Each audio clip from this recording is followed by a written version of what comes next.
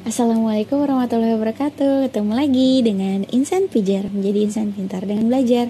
Kali ini kita masuk ke dalam sesi 12 pendidikan kewarganegaraan dengan tema negara hukum bersama saya Nursulin Sani. Setelah sesi 11-nya kita telah membahas yang lalu-lalu mengenai tata cara memperoleh kembali kewarganegaraan Indonesia yang hilang. Nah, sekarang kita masuk negara hukum. Kita tahu negara hukum itu adalah sebuah negara yang menjadikan hukum sebagai landasannya, di mana hukum yang dijalankan harus bersifat adil. Hukum di sini untuk membatasi tindakan daripada pemerintah pemegang kekuasaan kita agar tidak bertindak sewenang-wenang terhadap warga negaranya. Nah, di dalam sebuah negara hukum juga alat-alat negara itu polisi, tentara itu akan bertindak sesuai dengan aturan hukum yang berlaku di negara tersebut. Tentu saja di negara yang menerapkan negara hukum dalam kekuasaan negaranya. Negara hukum, kita lanjut di sini ya. Saya udah menyiapkan PowerPoint. Di sini negara hukum. Negara hukum ini berasal dari dua tradisi hukum yang ada di dunia. Yang pertama berpaham Rechtsstaat, di mana paham Rechtsstaat ini bertumpu pada sistem hukum Eropa kontinental. Nah, ada ahli-ahli hukum yang menyebutkan masalah negara hukum ini. Antaranya ada Immanuel Kant, kemudian Friedrich Julius Stoll, di mana ide tentang Rechtsstaat ini populer pada abad ke-17 sebagai akibat dari situasi negara-negara Eropa yang didominir oleh keabsolutan raja. Kemudian yang kedua ada paham the rule of law. Paham the rule of law ini berbeda dengan Eropa kontinental sebab paham the rule of law ini dimiliki atau lebih banyak diterapkan dalam negara-negara yang memiliki sistem hukum Anglo-Saxon atau banyak orang yang menyebutnya sebagai sistem hukum common law system. Nah, paham negara hukum the rule of law ini mulai populer ketika seorang tokoh bernama Albert van Dissy. Ini dia mengeluarkan sebuah buku di tahun 1885 yang berjudul Introduction to Study of the Law of the Constitution. Nah, di negara yang menerapkan paham the rule of law ini barulah populer di Anglo-Saxon, di common law system, setelah Albert itu mengeluarkan buku yang berjudul yang tadi saya sebutkan. Nah, di sini negara hukum bersandar pada keyakinan bahwa kekuasaan negara harus dijalankan atas dasar hukum yang adil dan baik. Setidaknya terdapat dua unsur dalam negara hukum. Yang pertama, hubungan antara yang memerintah dan yang diperintah tidak berdasarkan kekuasaan, melainkan berdasarkan suatu norma objektif yang juga mengikat pihak yang memerintah. Jadi seperti ini. Norma itu adalah aturan hukum. Kita kan mengenal nih, nanti dalam pendidikan Pancasila pasti dijelaskan. Ada 3, yaitu nilai, moral, dan norma. Norma ini urutan terakhir. Nilai itu yang ada pada diri seseorang, itu nilai. Moral itu perwujudan daripada nilai tersebut. Kan ada orang yang moralnya baik, ada orang yang moralnya tidak baik. Nah, maka norma ini adalah aturan hukum, di mana aturan hukum ini akan berlaku ketika moral tersebut melanggar suatu aturan yang berlaku. Nah, maka sanksi itu akan berlaku. Nah, jadi hubungan antara yang memerintah dan yang diperintah tidak berdasarkan kekuasaan. Jadi bukan berarti kekuasaan itu menyebabkan hubungan untuk bisa memerintah gitu. Nah, tetapi berdasarkan pada suatu aturan hukum yang juga mengikat orang yang memerintah. Di negara hukum itu hukum berlaku bagi siapa saja. Mau pemerintah, mau rakyat biasa, mau presiden, mau tukang cilok sekalipun, sama. Semua sama kedudukannya di mata hukum. Itu unsur yang pertama. Kemudian yang kedua, norma yang tadi itu harus memenuhi syarat bahwa tidak hanya secara formal, melainkan dapat dipertahankan berhadapan dengan ide hukum. Ide hukum itu ada 3. Kepastian hukum, kemanfaatan hukum, serta keadilan. Nah, ide hukum ini, 3 hal ini itu harus dipertahankan depan hukum.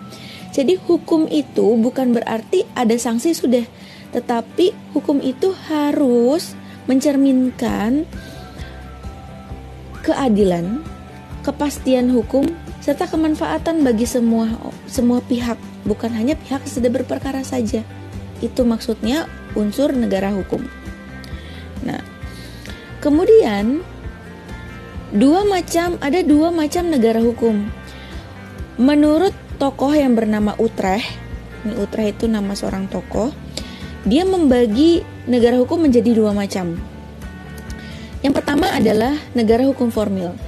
Negara hukum formil itu merupakan negara hukum dalam arti sempit, negara yang membatasi ruang geraknya serta bersifat pasif terhadap kepentingan rakyat negara. Negara tidak ikut campur tangan secara banyak terhadap urusan kepentingan warga negaranya. Itu negara dalam hukum formil. Sedangkan yang kedua, negara hukum material atau welfare state, di mana negara yang pemerintah negara memiliki kekuasaan untuk campur tangan dalam urusan warga negara, dengan dasar bahwa pemerintah ikut bertanggung jawab terhadap kesejahteraan rakyat. Negara bersifat aktif dan mandiri dalam upaya membangun kesejahteraan rakyat. Nah, ini ada 2 macam. Yang pertama negara hukum formil sama negara hukum material. Ini kalau kita lihat ini berbeda ya antara hukum formil dengan negara hukum material. Kalau negara hukum formil, negara tidak campur tangan terhadap urusan kepentingan warga negaranya. Campur tangan iya, tetapi tidak seluruhnya campur tangan. Tapi kalau di negara material itu negara campur tangan dan ikut bertanggung jawab terhadap kesejahteraan rakyatnya. Seperti itu, ya. Kita lanjut lagi. Nah, kita tahu Indonesia merupakan negara hukum. Hal itu tercermin dalam pasal 1 ayat 3 Undang-Undang Dasar 1945. Nah, sebagai penerapan daripada pasal 1 ayat 3 yang menyebutkan negara Indonesia dan negara hukum, itu memiliki 3 prinsip dasar. Ada 3 prinsip dasar negara hukum. Yang pertama adalah supremacy of law. Supremacy of law di sini yaitu menempatkan hukum pada posisi tertinggi yang dapat melindungi seluruh lapisan masyarakat tanpa adanya intervensi dari pihak manapun, termasuk oleh penyelenggara hukum itu sendiri. Jadi, di mana supremacy of law ini menempatkan hukum dalam posisi yang paling tinggi untuk melindungi seluruh orang tanpa terkecuali, tanpa memandang siapa orang itu.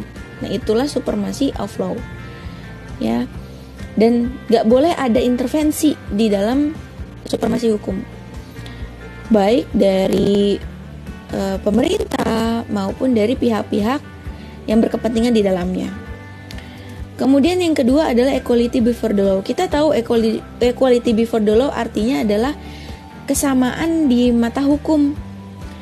Jadi di sini ada konsep kesejahteraan di hadapan hukum bagi semua orang, di mana semua orang harus tunduk dan patuh kepada aturan hukum yang berlaku.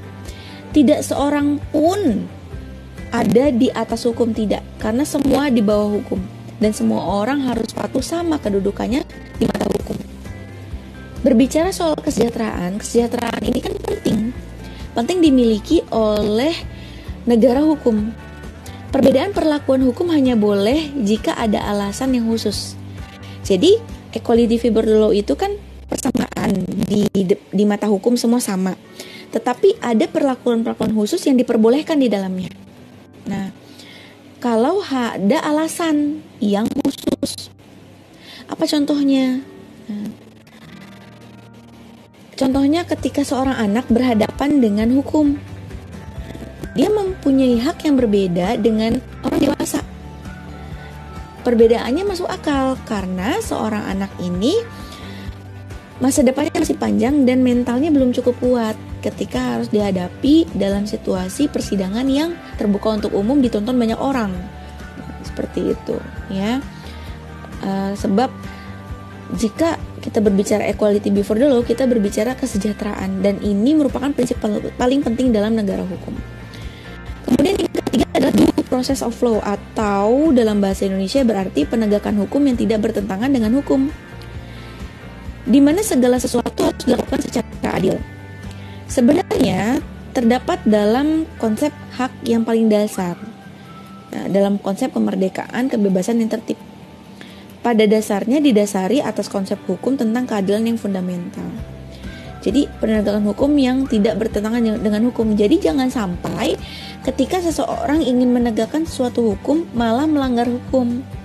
Jadi ingat, bagi orang yang ingin mencari keadilan, jangan sampai dia melanggar aturan hukum juga.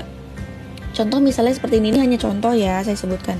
Ketika saudara meminjamkan uang kepada seseorang, nah orang itu tidak membayar pinjaman itu.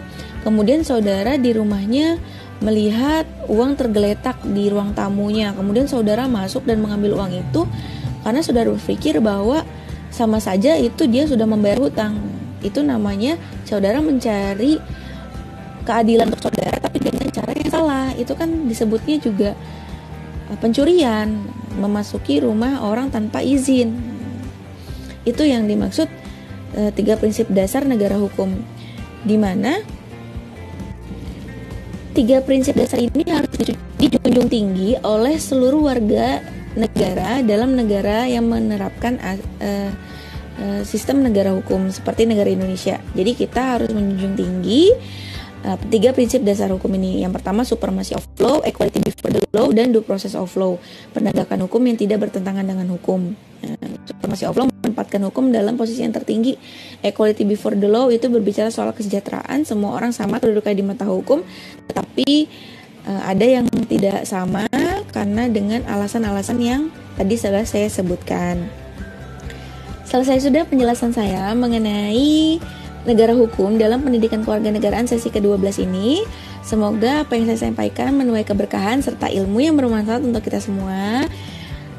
Jika ada pertanyaan dapat dituliskan dalam kolom komentar atau dituliskan dalam forum diskusi yang telah disediakan. Terima kasih telah mendengarkan materi saya, penjelasan saya, semoga bermanfaat. Akhir kata, wabillahi taufiq wal hidayah. Wassalamualaikum warahmatullahi wabarakatuh.